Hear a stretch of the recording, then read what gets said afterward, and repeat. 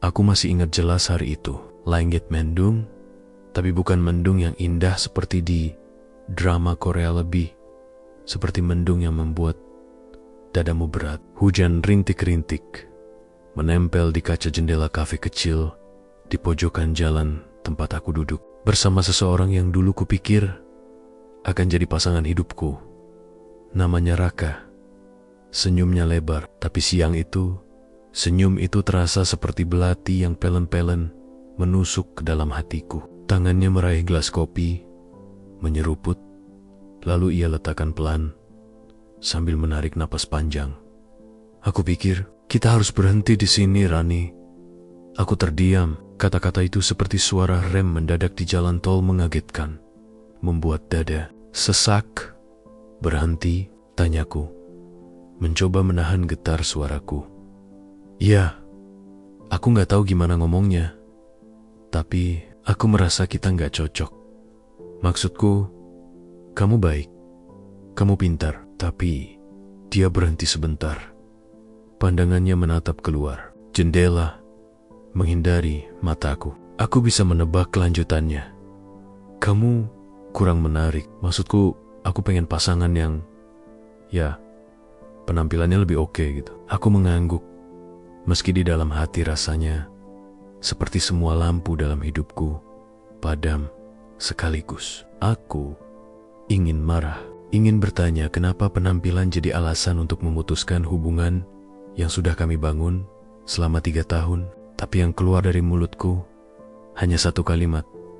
Oh, gitu. Sederhana, hambar. Tapi di dalam, aku hancur. Raka terus bicara, memberi penjelasan yang tak kuminta. Katanya, ia ingin pasangan yang bisa dibanggakan kalau diajak ke acara kantor atau dikenalkan ke teman-temannya. Katanya, aku terlalu biasa untuk dunia yang dia jalani sekarang. Aku menatap pantulan diriku di kaca kafe itu, wajah bulat, hidung pas-pasan, kulit sawo matang. Tidak jelek, tidak juga luar biasa.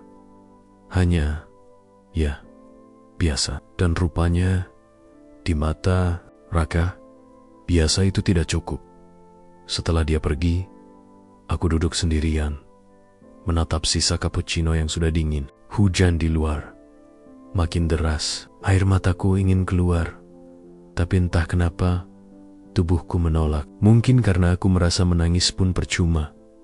Aku pulang malam itu dengan langkah berat. Di dalam kamar, aku buka album foto kami perjalanan, ulang tahun momen-momen kecil yang dulu kurasa istimewa. Semua terasa seperti potongan film yang tiba-tiba berhenti di tengah cerita.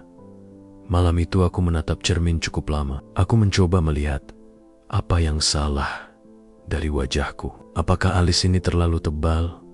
Apakah pipiku terlalu cabi? Apakah mataku terlalu kecil? Lalu, di tengah keheningan, aku tersadar, mungkin aku memang bukan yang cantik menurut standar kebanyakan orang. Tapi aku juga tidak mau jadi orang lain hanya demi diakui. Aku menutup album foto itu, menyimpannya di laci paling bawah, dan malam itu aku berjanji pada diriku sendiri. Aku tidak akan berusaha menjadi cantik untuk membuktikan sesuatu pada orang yang meninggalkanku. Aku akan tetap jadi aku, dan entah bagaimana caranya, suatu hari nanti aku akan membuat dunia melihat bahwa wajah biasa pun bisa berarti luar biasa. Aku tidak tahu bahwa janji itu akan membawaku ke jalan yang sama sekali tidak pernah kubayangkan. Pagi setelah perpisahan itu, aku bangun lebih awal dari biasanya. Mata masih berat, tapi entah kenapa, aku tidak ingin berlama-lama di tempat tidur. Aku duduk di meja kerja kecil, di pojok kamar. Di atasnya, ada laptop, secangkir kopi hitam, dan buku catatan yang sudah mulai lusuh. Tidak ada rencana besar hari itu. Aku hanya tahu satu hal. Aku harus mengalihkan rasa sakit ini menjadi sesuatu yang berguna. Aku mulai mengisi halaman kosong buku catatan itu, menulis semua hal yang aku suka tanpa peduli apakah itu bisa menghasilkan uang atau tidak. Di itu, aku tulis menulis membaca kisah, inspiratif, menggambar sketsa sederhana, ngobrol sama orang, mencoba hal baru, walau takut sambil menatap daftar itu. Aku tersenyum tipis. Wajahku mungkin biasa, tapi pikiranku tidak harus ikut biasa. Hari-hari berikutnya, aku mencoba berbagai hal. Aku mulai membuat blog sederhana, menulis kisah-kisah kecil tentang kehidupan sehari-hari. Tidak ada foto selfie cantik, tidak ada editan berlebihannya. Tulisan jujur dengan foto seadanya. Anehnya, ada beberapa orang yang mulai membaca dan meninggalkan komentar. Tulisannya bikin hangat hati. Aku ngerasa relate banget. Kamu jujur banget ya. Jarang ada orang mau cerita kayak gini. Komentar itu membuatku berpikir. Ternyata kejujuran punya daya tariknya sendiri. Suatu sore, aku duduk di warung kopi kecil dekat rumah. Di meja sebelah, ada dua perempuan muda yang sedang membicarakan akun media sosial seseorang. Dia nggak cantik-cantik amat, tapi followersnya banyak banget loh. Katanya karena dia asli banget, nggak jaim. Aku pura-pura tidak mendengar, tapi kalimat itu seperti memanggil pikiranku. Aku mulai mempertimbangkan untuk lebih sering membagikan keseharian di media sosial, tapi tetap jadi diriku sendiri. Tidak ada filter berlebihan, tidak ada pose-pose ala model majalah. Lambat laun, tanpa aku sadari, orang mulai mengenal aku sebagai perempuan dengan cerita-cerita jujur di dunia maya. Fotonya, ya, wajah biasa dengan ekspresi apa adanya. Tapi kata-katanya itu yang membuat orang bertahan membaca. Sampai suatu hari, sebuah pesan masuk ke emailku. Pengirimnya adalah Lara, pemilik brand pakaian lokal yang baru saja naik daun. Hai, Rani. Aku suka banget sama cara kamu bercerita. Brand kami lagi cari wajah untuk kampanye baru, dan aku rasa kamu cocok. Bukan model profesional, tapi orang yang nyata, yang bisa mewakili banyak perempuan di luar sana. Tertarik? Aku menatap email itu lama. Otakku langsung mengingat Raka dan kata-kata yang pernah dia ucapkan. Kamu kurang menarik? Aku tersenyum. Baik. Aku tertarik, tapi aku cuma punya wajah biasa loh. Tulisku membalas. Beberapa menit kemudian, balasannya datang. Justru, itu yang kami mau. Keaslianmu adalah kekuatanmu. Hari itu, tanpa sadar, aku mulai melangkah ke panggung yang selama ini tidak pernah kubayangkan. Bukan panggung gemerlap penuh lampu, tapi panggung di mana aku berdiri sebagai diriku sendiri, dan orang banner-banner melihatku. Aku tidak tahu bahwa langkah kecil itu akan menjadi awal dari kejutan besar yang bahkan akan membuat seseorang dari masa laluku harus menunduk di hadapanku. Hari pemotretan itu datang lebih cepat dari yang kuduga. Pagi-pagi sekali, aku sudah berada di sebuah studio foto yang wangi kopi dan cat baru. Lampu-lampu besar mengelilingi ruangan, ada latar kain putih menjuntai, dan beberapa orang sibuk menata baju-baju koleksi terbaru brand itu. Aku berdiri di dekat pintu, memegang tas kecil, dan entah kenapa, jantungku berdebar seperti mau ujian nasional. Aku tidak pernah ada di depan kamera profesional sebelumnya. Aku hanya gadis biasa yang biasanya difoto di acara keluarga atau selfie seadanya di rumah. Tiba-tiba seorang perempuan berambut pendek, mengenakan jumpsuit hitam, mendekat dengan senyum ramah. Kamu Rani kan? Aku Lara, ucapnya sambil menjabat. Tanganku hangat. Lara langsung membuatku merasa nyaman. Ia memperkenalkan aku pada tim fotografer, penata rias, penata gaya. Yang mengejutkan, penata rias itu berkata, "Makeupnya tipis aja ya. Kita mau Rani tetap seperti Rani." Aku duduk di kursi rias, dan sambil mereka bekerja, aku memperhatikan diriku di cermin. Tidak ada kontur berlebihan, tidak ada bulu mata palsu yang membuat mata terasa berat. Hanya sedikit bedak, lip balm, dan alis yang dirapikan. Aku masih terlihat seperti diriku, tapi sedikit lebih segar. Sesi pemotretan dimulai. Awalnya, Aku kaku. Fotografer berkali-kali bilang, santai aja Rani. Nggak usah mikirin pose model. Cukup jadi diri sendiri. Akhirnya, aku mencoba mengingat apa yang Lara katakan lewat email keaslianmu adalah kekuatanmu. Jadi, aku mulai tertawa kecil, bercerita sedikit di sela-sela pemotretan, bahkan beberapa kali bercanda dengan kru. Entah kenapa, semua rasa canggung hilang pelan-pelan. Setelah sesi selesai, Lara menghampiriku. Kamu hebat Rani.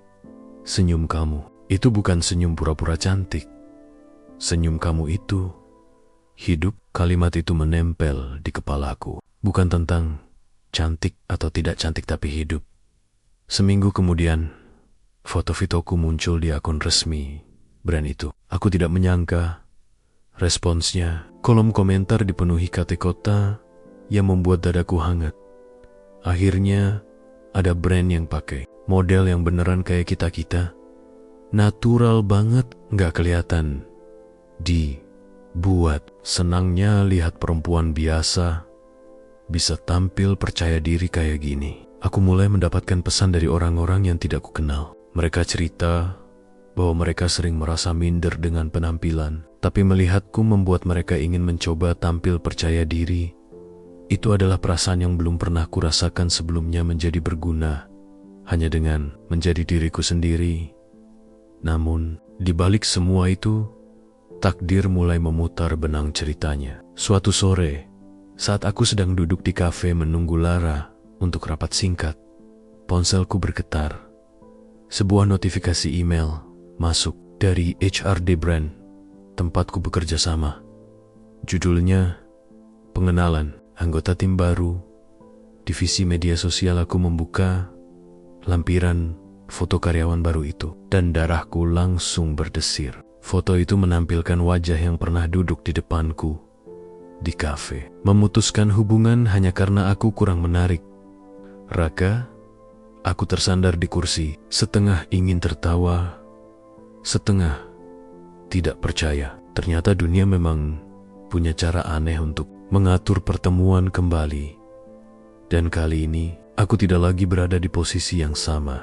Hari itu, aku datang ke kantor brand Lara Wir lebih awal dari biasanya. Ruangannya modern tapi hangat, dengan dinding penuh foto-foto kampanye yang sudah kami jalankan. Foto-fotoku pun terpajang di salah satu sudut wajah biasa yang kini dipandang ribuan orang.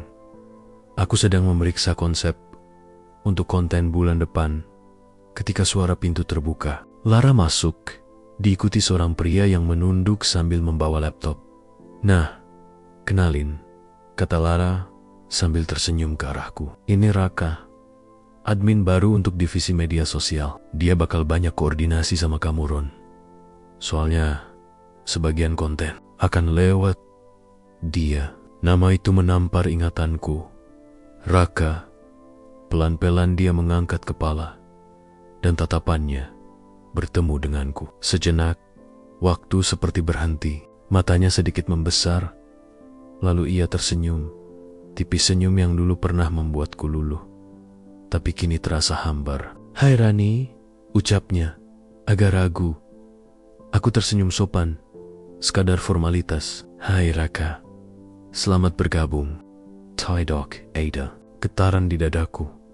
Tidak ada luka yang terbuka lagi. Yang ada hanya rasa datar. Aneh sekali rasanya. Mengingat dulu aku pernah hampir memohon agar dia bertahan. Lara lalu pergi meninggalkan kami untuk menyiapkan rapat. Ruangan itu jadi hening. Raka pura-pura sibuk membuka laptopnya. Tapi aku bisa merasakan dia beberapa kali melirikku. Akhirnya, dia bicara duluan. Aku nggak nyangka kita ketemu lagi, apalagi di sini. Aku hanya mengangguk sambil menatap layar komputerku. Dunia sempit. Dia tertawa canggung. Kamu sekarang kelihatan beda ya. Aku menatapnya sebentar. Beda gimana? Dia tampak mencari kata-kata. Lebih percaya diri. Lebih bersinar aja gitu. Aku mengangguk lagi. Mungkin karena sekarang aku gak peduli sama standar orang lain. Kalimat itu membuatnya terdiam. Ia menunduk lagi, pura-pura mengetik. Hari-hari berikutnya, kami harus beberapa kali bekerja bersama untuk mempersiapkan konten kampanye. Anehnya, kini aku yang memegang kendali. Akulah yang menentukan foto mana yang dipilih, kata-kata mana yang digunakan, bahkan jadwal unggahan. Dan Raka hanya mengatur sesuai instruksi yang kuberikan. Suatu sore, kami lembur berdua. Raka mencoba membuka pembicaraan yang lebih personal. Ron, soal dulu, aku minta maaf. Ya, aku menutup laptop, menatapnya. Maaf untuk apa? Untuk ngomong kalau kamu gak menarik. Aku bodoh waktu itu. Gak sadar kalau yang lebih penting itu bukan penampilan. Aku menahan senyum. Dulu, kalimat seperti ini mungkin akan membuatku menangis lega. Tapi, sekarang, rasanya biasa saja. Raka, kataku pelan tapi tegas. Kalau dulu aku gak dilepasin, mungkin aku gak akan sampai di sini. Jadi, terima kasih. Daya kaget. Terima kasih? Iya, karena kamu, aku belajar bahwa gak semua orang akan melihat nilainya seseorang. Dan aku juga belajar, gak semua orang pantas aku perjuangkan. Raka terdiam, tatapannya merendah, seolah dia baru menyadari sesuatu yang telat bertahun-tahun di dalam hati. Aku tahu ini baru permulaan. Masih ada banyak hal yang akan membuatnya melihat betapa jauhnya aku melangkah sejak hari dia meninggalkanku. Dan kali ini aku tidak akan menunduk. Beberapa bulan setelah Raka bergabung, nama brand Lara Wear makin sering muncul di media sosial. Foto-fotoku tersebar di berbagai akun mode, blog gaya hidup, bahkan mulai dilirik media online. Yang paling mengejutkan, suatu pagi aku mendapat telepon dari Lara. Ron, minggu depan kita diundang jadi tamu di acara TV lokal. Mereka mau bahas trend beauty authenticity, kecantikan yang gak dibuat-buat. Dan kamu yang mereka minta hadir. Aku sempat terdiam. Aku di TV. Iya, mereka mau kamu cerita tentang perjalananmu. Aku tahu kamu bisa. Aku mengangguk pelan, meski jantungku sudah mulai berdetak kencang.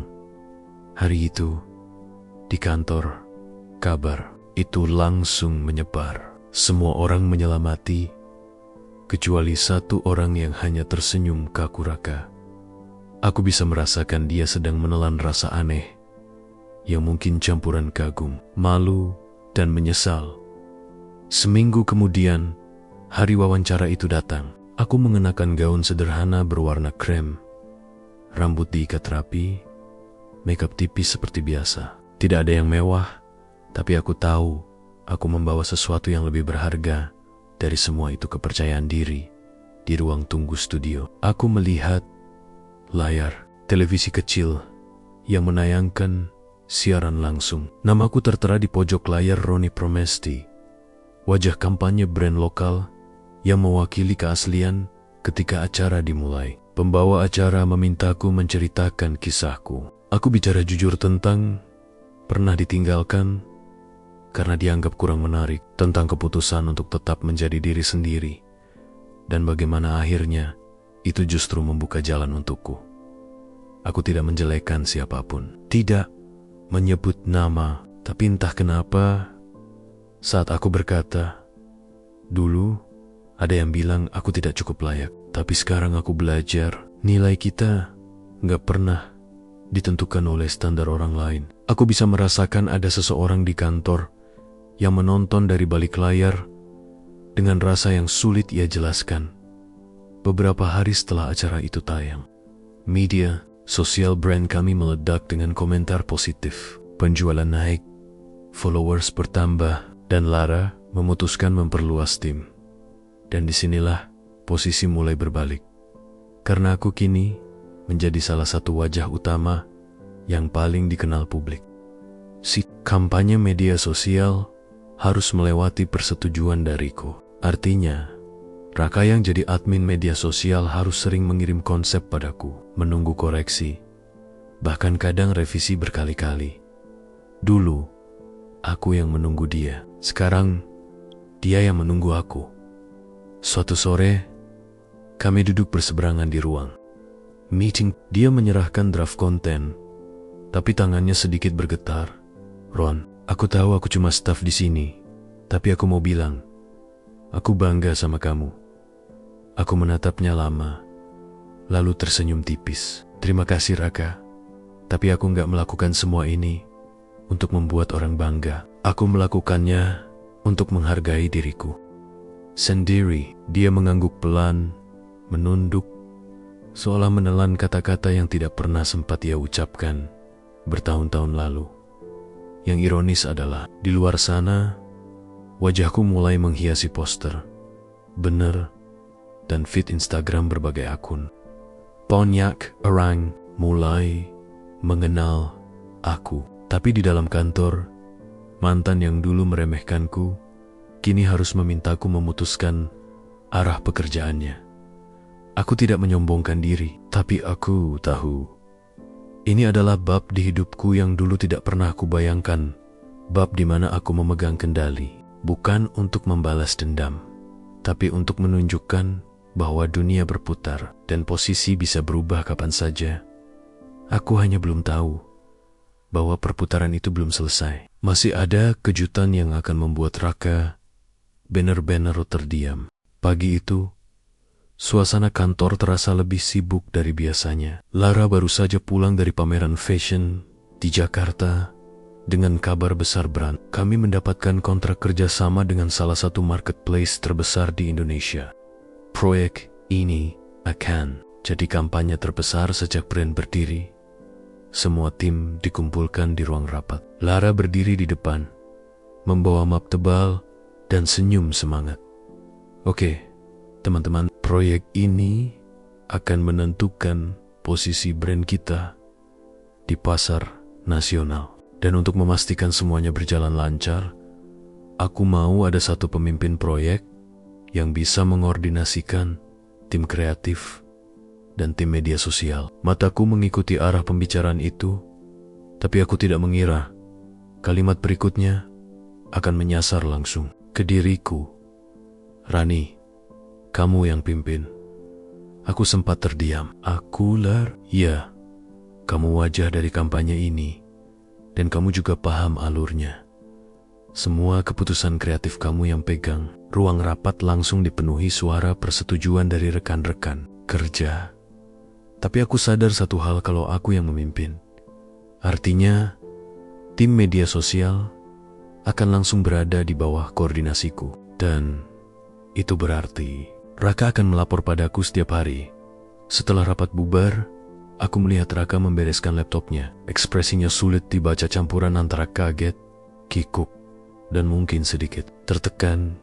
Hari pertama memimpin proyek, aku mulai membagi tugas. Semua orang tanpa antusias, kecuali Raka yang lebih banyak diam. Aku sengaja bersikap profesional, tidak membiarkan masa lalu mencampuri pekerjaan. Raka, panggilku di tengah pembagian tugas. Iya, jawabnya cepat.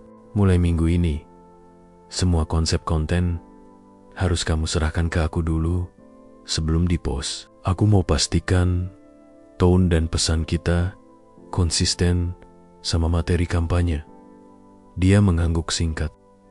Auk, Ran. Hari-hari berikutnya terasa seperti pembalikan peran yang sempurna. Dulu, aku yang selalu mencari cara untuk membuatnya senang. Sekarang, dia yang mencari cara agar aku menyetujui pekerjaannya. Beberapa kali, aku harus mengembalikan konsepnya untuk direvisi. Raka, ini terlalu banyak editan di foto. Kita mau natural. Raka, tulisannya terlalu kaku. Coba lebih hangat. Daya mengiyakan tanpa protes. Tapi aku bisa merasakan dari tatapannya bahwa setiap komentar dariku seperti mengingatkan dia bahwa posisi kami sekarang jauh berbeda. Suatu sore, kami berdua lembur. Semua orang sudah pulang. Aku sedang memeriksa desain banner besar untuk kampanye, dan Raka duduk di seberang meja, mengetik revisi terakhir. Tiba-tiba dia bicara pelan. "Rani, aku gak pernah nyangka kita bakal ada di posisi ini." Aku berhenti, menatap layar. Posisi apa? Posisi di mana aku kerja di bawah kamu. Dan aku lihat kamu jauh lebih kuat dari yang aku kenal dulu. Aku tersenyum tipis. Mungkin karena dulu aku gak punya alasan untuk jadi kuat. Sekarang aku punya. Dia menunduk, lalu berkata lirih, "Kalau waktu bisa diulang, Ocui gak akan ninggalin kamu dulu." Aku menatapnya lama. Ada bagian dari diriku yang dulu mungkin akan meleleh mendengar itu. Tapi kini rasanya berbeda. Raka, kalau waktu bisa diulang, aku juga gak mau mengubah apapun. Karena semua yang kamu lakukan waktu itu justru membuat aku sampai di sini. Dia mengangguk pelan, tapi tatapannya kosong. Seperti seseorang yang baru saja menerima pelajaran paling pahit. Yang ironis, ini baru permulaan. Dalam beberapa minggu ke depan, kampanye ini akan membawa namaku semakin besar. Dan tanpa Raka sadari, dia akan terlibat langsung dalam momen di mana seluruh mata tertuju padaku sementara dia hanya berada di balik layar. Company besar Lara, Wirex Marketplace Nasional resmi diluncurkan. Sejak hari pertama, hasilnya melebihi ekspektasi. Foto-fotoku menghiasi beranda marketplace, banner iklan, dan bahkan billboard di beberapa kota besar. Hari itu, aku sedang berada di ruang meeting bersama Lara dan tim untuk memantau progres kampanye. Di layar proyektor, terpampang foto wajahku mengenakan koleksi terbaru brand tersenyum apa adanya. Tanpa editan berlebihan. Penjualan naik 200% di minggu pertama, kata Lara sambil tersenyum lebar. Dan kabar baiknya, majalah fashion ternama mau bikin edisi khusus tentang tren kecantikan natural. Dan mereka mau Rani di cover bulan depan. Suasana ruangan langsung riuh oleh tepuk tangan dan ucapan selamat. Aku mencoba tersenyum tenang, tapi di dalam hati, aku tak bisa membohongi rasa haru yang mulai menyeruak. Di sudut ruangan, aku sempat melirik Raka. Dia bertepuk tangan juga, tapi tatapannya berbeda. Ada sesuatu di sana semacam penyesalan yang dalam bercampur rasa kagum yang tak terucapkan. Beberapa hari kemudian, pemotretan untuk majalah dilakukan. Tim dari kantor ikut hadir untuk dokumentasi, termasuk Raka. Ia berdiri di belakang fotografer, mengatur pencatatan materi untuk media sosial. Saat break, fotografer menunjukkan preview fotonya di layar besar. Wajahku terpampang dengan pencahayaan yang indah, tetap aku, tetap natural, tapi entah kenapa terlihat begitu kuat. Lara menepuk bahuku. "Rani, aku bangga banget sama kamu. Kamu buktikan kalau jadi diri sendiri itu bisa lebih dari cukup." Aku hanya mengangguk, menyimpan kata-kata itu dalam hati. Hari perilisan majalah tiba. Kantor penuh dengan tumpukan edisi baru. Sampulnya jelas. Wajahku memenuhi hampir seluruh halaman depan dengan judul besar, "Keaslian yang menginspirasi." Roni Promesti tim langsung membagikan majalah itu ke media sosial. Raka yang memegang akun brand mengunggah fotonya sendiri ke feed posting yang akan dilihat ribuan orang. Aku berdiri di meja kerjaku, memperhatikan dia mengetik caption. Dulu, orang bilang wajah biasa tidak akan bisa jadi apa-apa. Hari ini, wajah itu jadi simbol keberanian untuk jadi diri sendiri. "Terima kasih Rani." Dia berhenti sejenak sebelum menekan tombol post, lalu menoleh padaku. "Boleh aku tulis ini?" Aku tersenyum kecil. "Tulis saja kalau itu dari hatimu." Posting itu tayang, dan dalam hitungan jam, komentar membanjir. Banyak yang mengaku terinspirasi, banyak yang memuji, bahkan beberapa influencer ikut membagikan. Sore itu, sebelum pulang, Raka mendekat ke mejaku. "Ron, aku mau minta maaf sekali lagi. Dan terima kasih, karena kamu gak pernah membalas." Dengan kebencian, aku menatapnya. "Raka, hidup sudah membalasnya dengan caranya sendiri. Kita gak perlu menambah-nambah." Dia mengangguk, tersenyum pahit, lalu melangkah pergi. Malamnya, aku pulang melewati jalan utama kota. Dari jauh, aku melihat sesuatu yang membuatku berhenti melangkah.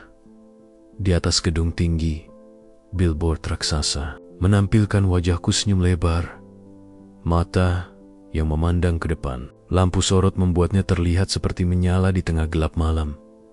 Aku berdiri lama di sana, membiarkan angin malam menyentuh wajahku. Dulu, ada seseorang yang menilai aku tak cukup hanya dari penampilan. Kini, seluruh kota melihat wajah yang sama, dan mereka menyebutnya inspirasi.